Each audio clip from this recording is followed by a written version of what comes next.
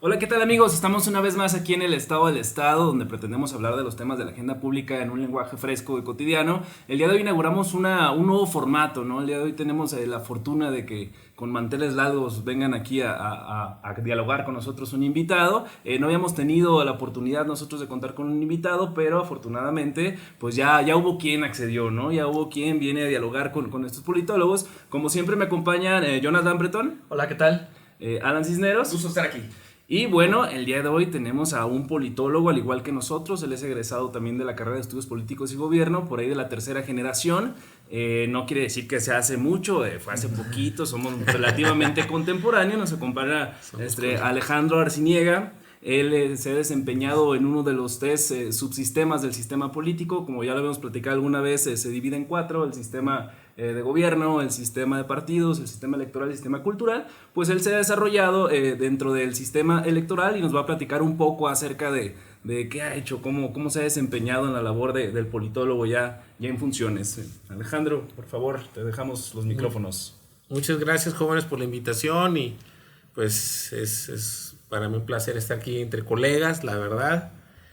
Y bueno, sí, como tú lo comentas, yo tengo prácticamente toda mi carrera profesional, 20 años ya en el servicio civil de carrera del ahora Instituto Nacional Electoral, antes IFE, ¿no? Antes Instituto Federal, ahora Instituto Nacional Electoral.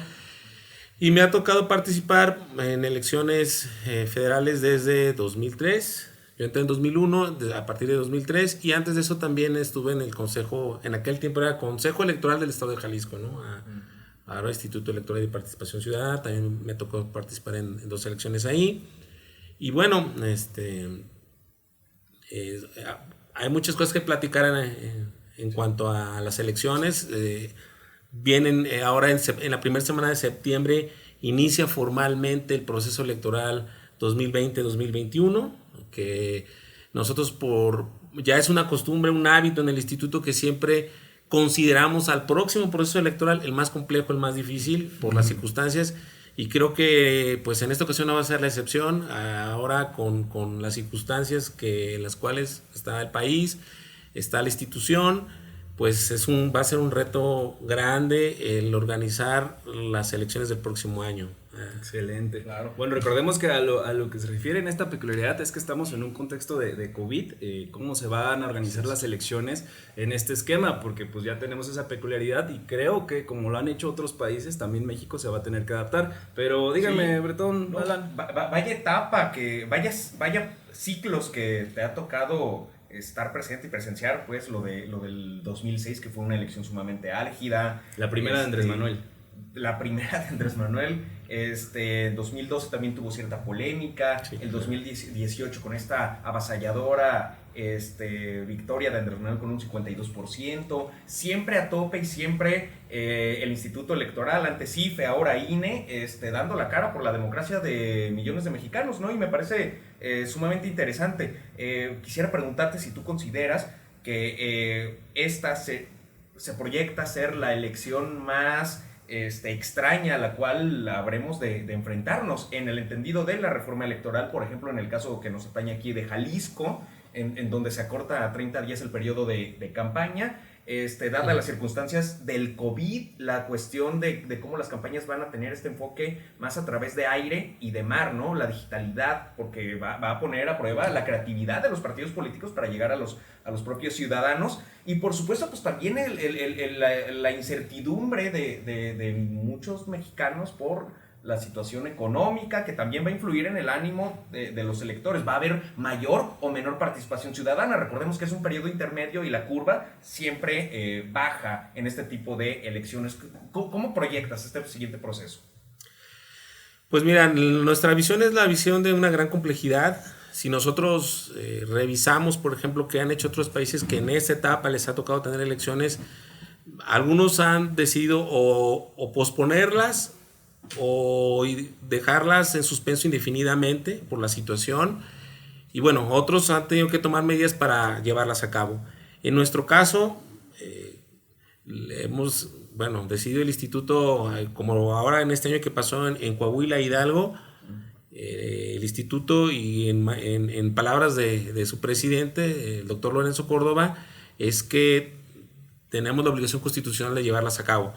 Y bueno, sabemos que uno de los factores que tenemos siempre en una elección intermedia como un reto es lograr la participación, ¿verdad? Nosotros como institución tenemos que integrar mesas directivas de casilla, y para eso necesitamos a los ciudadanos para que acepten ser funcionarios o funcionarias. Tenemos que solicitar lugares que nos presten para también poder instalar las mismas. Y bueno, eso va a ser muy complejo porque la gente va a decir, oye, no, yo aquí no te voy a prestar mi cochera para que venga la gente y venga a esparcir el virus. O quien salga insaculado, en este caso sorteado para ser funcionario, pues igual no va a decir, oye, no, pues voy a estar ahí, voy a estar recibiendo gente, y pues es un riesgo estar ahí. Entonces, ¿sabes qué? No. Entonces, ese es un primer factor importante. El otro factor es que se necesita, vamos a necesitar recursos. Por ejemplo, vamos a tener que poner algún gel, vamos a tener que tener cubrebocas, no solamente el día de la jornada, sino que el instituto contrata un ejército de ciudadanos que son capacitadores, que son supervisores, y que entonces a ellos también tenemos que facilitarles medidas de protección, etcétera, y pues todo eso implica un recurso económico que actualmente el instituto pues tiene en cierta forma restringido, porque como sabemos, año con año al instituto, la Cámara de Diputados lo ha ido construyendo un poco más sí, para hacer ahorros, debido pues a esta percepción de que pues el instituto y las elecciones son muy costosas, ¿no? Sí. Pues así como lo comentabas ahorita hace un momento, estamos frente a un proceso electoral que será histórico, ¿no? Estarán 15 gubernaturas en disputa, se va a renovar por completo la Cámara de Diputados. Así es. Y bueno, a nivel local, en Jalisco también hay contienda electoral, se renuevan todos los municipios y se van a renovar también el Congreso local, ¿no? Entonces, frente a esto me gustaría preguntarte cuáles son las grandes adversidades a las que se va a enfrentar el sistema electoral mexicano, en particular también el estado de Jalisco, y al mismo tiempo abundar un poquito también por ahí, por el tema que ha sido más que público, una constante como disputa que ha habido de parte del presidente, ¿no? Quizás ante unas intenciones de minar el Instituto Nacional Electoral, ahora INE. ¿Cuál es frente a qué retos está ahorita el Instituto Nacional Electoral, frente a esa especie como de ambiente un poco, no sé si llamarlo hostil, pero un ambiente no muy cómodo como se había venido experimentando en otros procesos electorales? Sí, ese es otro de los factores que también afectan al instituto. O sea, el hecho de que en este caso el presidente, el Poder Ejecutivo y su partido, sí, en general, pero su partido, que es el que tiene ahorita la mayoría y es el que tiene las preferencias en encuestas en muchas de las elecciones en el ámbito federal y local, no tenga la plena confianza en la institución o duden, ¿no? por las anteriores experiencias de la institución, sí genera un ambiente externo al instituto en cierta medida adverso, ¿no? Adverso porque pues todos estos señalamientos sí pueden ir generando una percepción negativa, ¿no? Entonces, negativa no solamente hacia la institución, sino hacia las elecciones, a los partidos, etcétera. Decir, ¿sabes qué? Pues yo no participo. Y a eso, aunándole lo de la pandemia y demás, pues se pone muy complicada la situación. Sí, afecta definitivamente. El Instituto Electoral siempre ante retos constantes, ¿no? Es decir, no es fácil ser árbitro. Lo vemos en el fútbol, el único que siempre sale con chiflidos es el árbitro, es el árbitro, ¿no?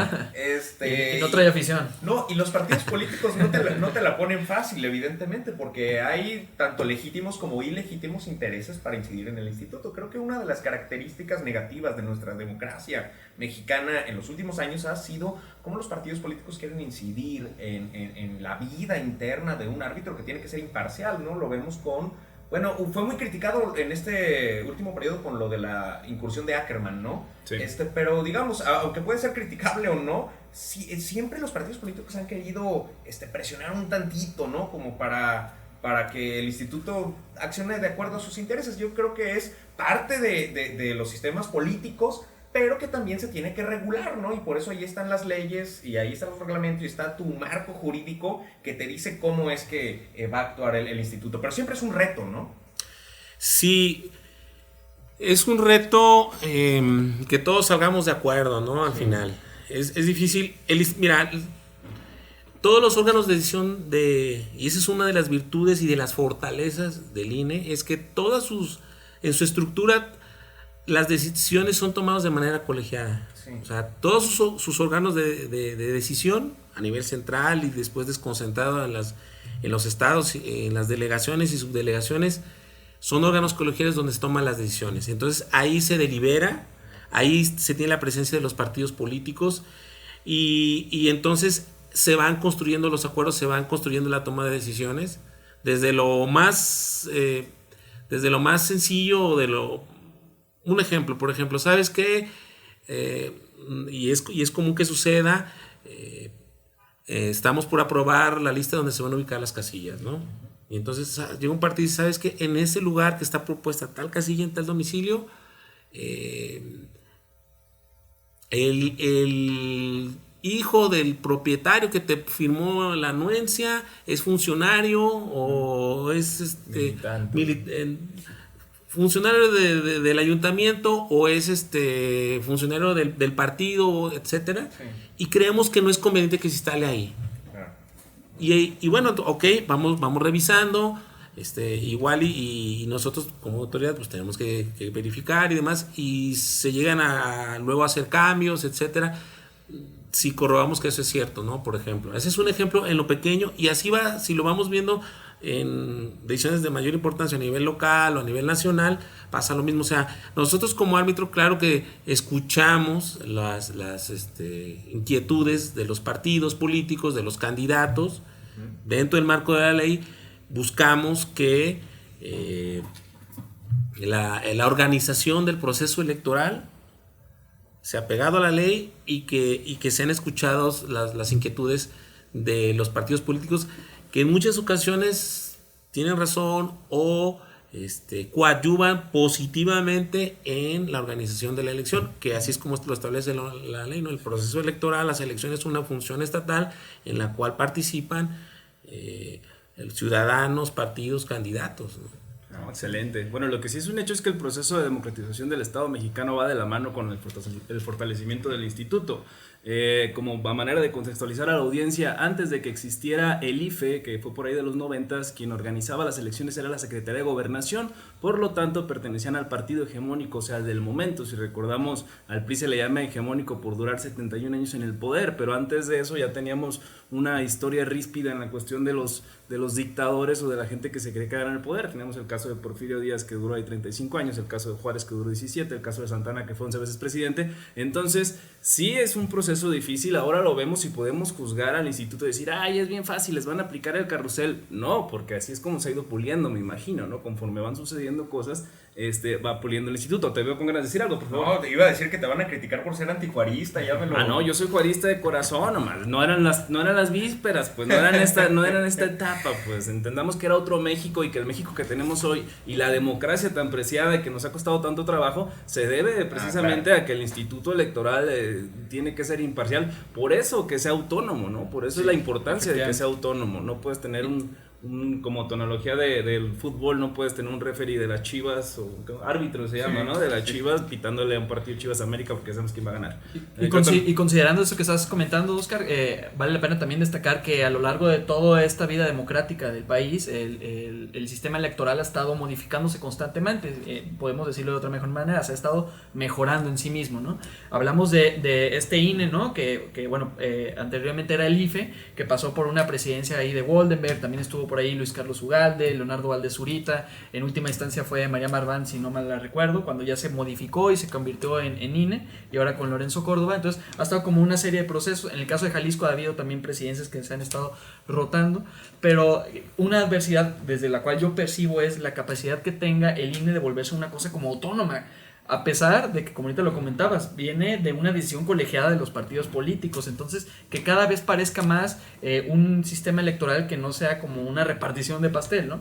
Ahorita Matthew comentaba cómo Ackerman se acercó en este proceso de elección. Tenemos nuevos consejeros en el INE, se viene un nuevo proceso en el IEPC también, donde se está renovando, ¿no? Este instituto local. ¿Cuál es como la gran adversidad con la que enfrenta el INE como para romper con ese estigma que de repente todavía pues suena, ¿no? El tema de cómo puede ser la repartición, ¿no? Es interesante abordarlo.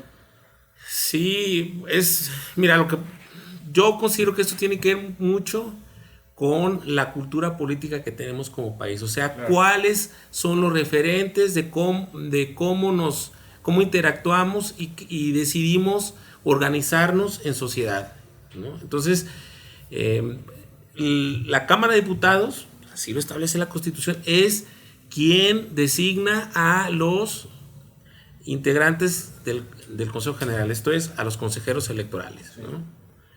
Porque es una función estatal. Bueno, y la Cámara de Diputados pues, está integrada por diputadas, diputados de las diferentes fuerzas políticas. Sí. Hay por ahí una cláusula que dice, ok, tendrán que ser designadas con la 2/3 partes de los miembros presentes. O sea, eso obliga a la generación de acuerdos. O sea, eso obliga a que no sea un partido, una fuerza política, una expresión política la que decida quiénes van a ser. Okay. Entonces, si lo vemos desde el lado positivo, diríamos, bueno, lo que pasa es que a través del diálogo, del consenso, el diálogo como un valor democrático, se designan a los integrantes del árbitro, ¿verdad? Sí, hay una autorregulación. Entonces, si lo vemos del lado negativo, vamos a decir, no, es que es una repartición de cuotas. Claro. ¿No? ¿Por qué? Porque esta persona como que es más afín. Okay, a final de cuentas, es lógico que los partidos busquen tomar decisiones, en este caso nombramientos de personas en los cuales depositan cierta confianza. O sea, bueno, claro, yo confío en tal persona, ¿no? Pues sí, pues que es de la misma finalidad ideológica, bien, claro, no sé. Pero bueno, si en nuestros valores está la honestidad, en este caso, para el árbitro está que esas personas tengan que ser independientes, imparciales, objetivas, certeras, que son principios rectores que también la Constitución establece para el árbitro, para el Instituto Nacional Electoral y los organismos electorales locales. Bueno, en ese sentido podemos confiar en que las elecciones se van a hacer apegadas a la ley.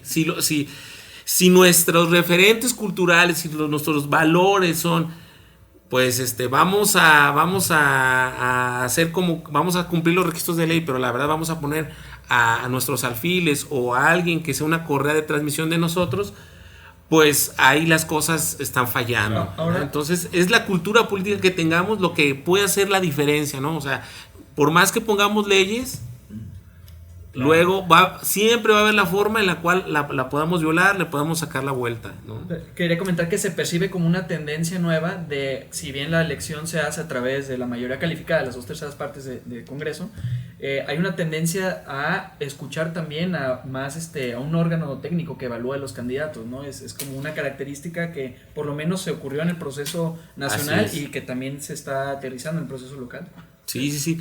Tú hablabas de cómo han surgido problemas y se han solucionado a través del cambio de las normas, ¿no? Eso es el problema de lo que comentaba yo ahorita, de no tener confianza en el árbitro, porque luego esas personas responden a los intereses de los partidos y no de la ciudadanía. Fue atacado en la última reforma electoral, además de otros muchos temas, a través de un proceso de selección en el cual participa el INAI, participan otras instituciones haciendo un comité de selección, que es donde estaba John Ackerman, sí, para depurar la lista de aspirantes que se registraron para concursar por estar ahí. Entonces, bueno, se hizo ahí un procedimiento en el cual este comité hace una valoración técnica de los perfiles de las personas y ya al final le pasa la lista a la Junta de Coordinación Política, creo, sí, para que se lleve a cabo la otra parte del proceso legislativo, ¿no? Que Claro, le corresponde pues a la Cámara de Diputados. Bien. Oigan, amigos, desgraciadamente pues el tiempo nos está acabando, pero me gustaría que viéramos un cierre. ¿Qué te gustaría? Pero hay que aprovecharlo. Aquí tenemos a Alejandro, ¿no? Hay que sacarle provecho al colega. ¿Qué nos gustaría abordar? Ahora sí A lo que mejor una serie de preguntas. como entre diría- memoria, Una serie, sí. Exactamente. Podríamos- Como diría Eugenio Derbez, pregunta. Eso es todo. No, bueno, mira, pues la idea es aquí que los jóvenes, yo sé que la juventud tiene inquietudes muy particulares, ¿no? Sobre las elecciones, sobre la política, tiene visiones seguramente muy distintas que lo que tenemos personas que ya tenemos más avanzada edad o que estamos en otro estadio de nuestra vida. Y entonces, pues lo importante es darles respuestas tal vez a lo que ellos, a sus inquietudes, y creo que ustedes lo pueden hacer porque pues son parte de, ¿no? Ok, pues yo tendría dos preguntas finales muy concretas que van en dos sentidos diferentes, pero a lo mejor se pueden complementar. La primera sería, no hay presupuesto que alcance nunca y se ha sido muy criticado el Instituto Electoral. Sin embargo, yo creo que invertir en democracia nunca está de más. Y por más costosa que sea la democracia, es mejor invertirle para que sea una democracia funcional. No sé si coincidas con este planteamiento. Y yo creo que no está de más el que cada año tenga mayor presupuesto el instituto. Eso por una parte. Y por otra parte, este es un comentario más bien para ver si coincides o no, o si tienes otra visión. Y otra que sí sería una pregunta muy, muy concreta. Es el tema de ¿para dónde tenemos que ir como México democrático? ¿Para el fortalecimiento de los OPLES o para todavía fortalecer más las facultades y la capacidad de maniobra del Instituto Nacional Electoral? ¿Cuál sería la vía que consideres más óptima? Yo considero que la vía es una coordinación estrecha, porque al final de cuentas, después de 2018 se instituyó lo que la ley llama Sistema Nacional Electoral, pero sí creo que se tienen que fortalecer los institutos electorales locales, o sea, OBLES. El Instituto Nacional no puede, digamos, digerir toda esa pluriculturalidad de México. O sea, las elecciones en Oaxaca tienen particularidades que podrían ser mejor procesadas por un instituto electoral estatal, que igual que en el norte, en el sur, sureste, etcétera. Entonces, yo creo que el sistema tiene que ser un sistema en el cual el instituto y los OBLES vayan muy de la mano, pero sí fortalecer a los OBLES. No es la solución dejarle todo al Instituto Nacional Electoral, aunque nuestra tradición es a veces que concentrar, centralizar. Creo que en este caso es sumamente complejo. Ya te voy a poner un ejemplo. En esta elección ya estábamos piloteando qué tipo de acta sacar para el próximo año, porque son muchas las combinaciones y muy diferentes las que sean en un estado, incluso de municipio a otro municipio, ¿no? En cuanto a candidatos independientes, coaliciones y demás, ¿no? Entonces, procesar todas esas diferencias que hay luego de un estado a otro es muy complejo. Esa sería pues la respuesta al planteamiento. ¿Y lo del presupuesto es mucho, es poco? ¿Por dónde le damos? Mira, el presupuesto tiene que ver con las circunstancias del país. Volvemos a lo mismo. O sea, hay muchos candados que podrían irse quitando y que ahorrarían mucho dinero al instituto, pero eso tiene que ver con la confianza que los actores políticos, o sea, gobierno, partidos, candidatos y ciudadanas y ciudadanos tengan hacia el instituto y hacia las elecciones. Entonces, mientras haya esa desconfianza, es muy difícil que esos candados puedan ser retirados, y conforme hay más candados, es más costoso, ¿no? Mis preguntas van muy puntuales, ¿no? La primera es, frente a este contexto de pandemia, estamos viendo que en Estados Unidos el proceso electoral se va a dar a través de una votación por correo, por las oficinas de correo, ¿no? ¿Qué tanta posibilidad hay de buscar un método alternativo, o incluso qué tanta posibilidad hay de que el proceso electoral tenga que posponerse por el tema de pandemia? Es una pregunta. Y la otra pregunta es, no podemos dejar de lado que estamos frente a un contexto político que ha roto muchos esquemas, ¿no? El tema del combate a la corrupción. Estamos en una etapa renovada de los videoescándalos. Por un lado está todo el tema de Lozoya y por otro lado está el tema de lo de Pío López Obrador, el hermano de López Obrador. Ante ese contexto de los escándalos, ¿cuál es cuál es como la carta con la que tienen los órganos reguladores del sistema electoral para evitar que dinero que venga de dudosa procedencia se meta dentro de las campañas electorales? Híjole, eso está muy difícil, pero mira, primer punto, lo de Trump, esperemos que no pase, pero yo como veo las cosas creo que van hacia un conflicto postelectoral en Estados Unidos. Esto de que Trump no ante la pregunta expresa de si va a reconocer los resultados, dice que va a haber, y cómo ha impedido que llegue el presupuesto y que el servicio postal norteamericano pueda darle atención a todas esas personas que quieren hacer el voto por correo, que es una tradición en Estados Unidos y que la gente lo quiere hacer así por el COVID. Los puede llevar a un conflicto postelectoral. Ya incluso Mark Zuckerberg de Facebook dijo que iba a tomar acciones para que no se preste Facebook al posible problema que se va a venir cuando los estados, porque allá las elecciones federales las organizan los estados, dictaminen que necesitan 3-4 días para procesar los resultados. Algo que aquí es impensable. Aquí nosotros con el PREP, con el conteo rápido, etcétera, con todos esos mecanismos que decimos que son costosos, pero que a final de cuentas, y esto es algo que yo a la gente dentro, a la personal eventual, incluso cuando doy clases, se los he dicho, miren, ¿cuál es el valor público que genera el Instituto Nacional Electoral, los institutos electorales estatales? Y por ahí empiezan luego a divagar. Pero el valor público que genera es la legitimidad de la transición del poder. Y eso no es cosa menor en un país. Y en un país como México, si revisamos nuestra historia, aquí ya Oscar se fue para atrás. Entonces, sabemos que ese es un punto toral y que los costos políticos y económicos son mucho mayores al costo de lo que representa el Instituto Nacional Electoral. Una crisis político-electoral lleva a una crisis económica y una crisis social. Claro. Entonces y eso va relacionado con la otra pregunta, ¿verdad? Entonces, es cuestión desde el punto en que se vea, es como podemos decir si realmente es muy costoso o no es costoso, y a lo mejor ahora vamos a ser más valorados interiormente, aunque al exterior el instituto goza de mucho prestigio, al momento de ver cómo los norteamericanos posiblemente lleguen a tener muchos problemas que el instituto tiene resueltos desde hace mucho tiempo.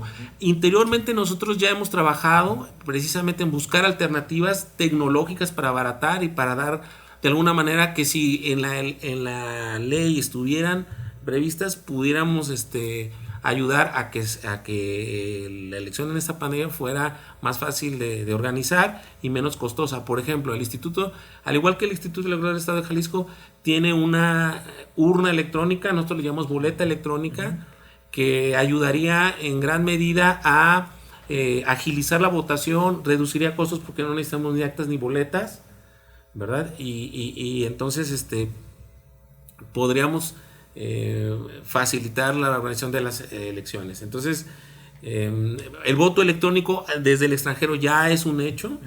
O sea, ya no se pudo implementar el proceso electoral pasado por cuestiones técnicas que había que tener resueltas, y que ahora ya el comité técnico de la UNAM dijo que es seguro, que es confiable, y que entonces recuerden que era postal también el voto desde el extranjero, ahora va a ser voto electrónico. Y creo que ese es un precedente que si funciona y el instituto lo hace bien, que tengo confianza en que sí va a ser, pueda después llegar incluso a replicarse al interior del país, ¿no? Bueno, un voto electrónico, si se puede hacer desde el extranjero, pues tal vez desde adentro, interiormente, lo pudiéramos hacer también.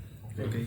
Oye, tus preguntas puntuales, porque me queda claro que las de Bretón y las mías fueron puntuales en tus comentarios. No, yo sinceramente ya se nos acabó el tiempo, no tengo mis preguntas puntuales, al contrario, tengo mis agradecimientos. Agradecemos a los colegas, al Colegio de Politólogos que nos permitió esta relación aquí con Alejandro, y sobre todo Alejandro por venir a explicarnos de viva voz cómo se vive la democracia. Nosotros siempre nada más vemos un lado, pero no vemos el otro, ¿no? Todo el proceso, toda la maquinaria que hay detrás, como ya nos lo mencionó Alejandro, pues es un desmadre, ¿no? Y nosotros solo nos quejamos si no gana el candidato de nuestra preferencia. Los invitamos a todos a que nos vean en el Estado del Estado, a que nos sigan en las redes sociales. Se nos acabó el tiempo, pero ¿qué nos puedes decir para concluir Mira, Alejandro? Un mensaje directo a los jóvenes de este país. La democracia necesita demócratas. necesita gente convencida en que esta forma de organizarnos políticamente es la mejor. Entonces, la democracia es una construcción social, tenemos que participar si queremos que sean respetados nuestros derechos, si queremos ser iguales ante la ley, etcétera, etcétera, etcétera. Todos aquellos beneficios que un régimen democrático le da a sus ciudadanos y ciudadanas. Sí, entonces, claro. Hay que participar. Sí, claro, hay que acentuar que también no se limita nada más en el voto. El instituto está trabajando de manera transeccional y no nomás se dedica a la organización de elecciones, sino que hay procesos o en el intermedio, política, fomento de la cultura cívica y demás. Pues no hay nada más que agregar. Muchísimas gracias a MITV, otra vez gracias al politólogo y una vez más, muchas gracias Alejandro por Gracias a estar ustedes. aquí. Nos vemos. Una Hasta felicitación luego. por su programa.